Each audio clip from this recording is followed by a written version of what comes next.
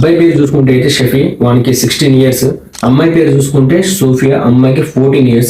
వీళ్ళు వీడియో ఎప్పుడు తీసుకున్నారు, ఏం చేశారు, వాళ్ళ పర్సనల్ లైఫ్ ఏం చేసుకుంటారో మనకి సంబంధం లేదు. బట్ ఈ అమ్మాయి సోఫియా చేసిన తప్పేంటి ఇక్కడ అంటే, ఈ సోఫియాకి ఒక ఫ్రెండ్ ఉంది. ఆ ఫ్రెండ్ నా బాయ్ ఫ్రెండ్ తో నేను చాలా ఫిజికల్ గా ఉంటాను, ముద్దులు పెట్టుకుంటాను అని చెప్పేసి స్నాప్ చాట్ ఉంది కదా, స్నాప్ చాట్ లో వీడియోస్ తీసుకుంటూ ఈ అమ్మాయికి స్నాప్ చేసేది.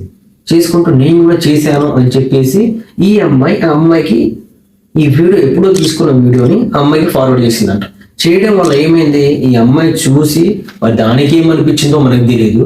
ఈ అమ్మాయి వాళ్ళ బాయ్ ఫ్రెండ్ కి పంపించింది. వాడేం చేశాడు, వేరే వాళ్ళకి ఫార్వర్డ్ చేశారు. అలా స్ప్రెడ్ అవుతూ ఇన్స్టాగ్రామ్ లో లాస్ట్ 1 week బ్యాక్ అయితే సోషల్ మీడియాలో అయితే వచ్చేసింది.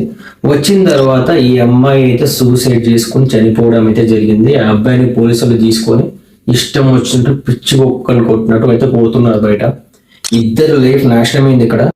అమ్మాయిలకే శత్రువులు అంటారు కదా, అమ్మాయిలతో మీ ఫ్రెండ్ బెస్ట్ ఫ్రెండ్ అయినా కానీ ఎంతవరకు ఉండాలో మీ పర్సనల్ ప్రైవేట్ లైఫ్ తీసుకెళ్లి రోడ్డు మీద అయితే పెట్టకండి.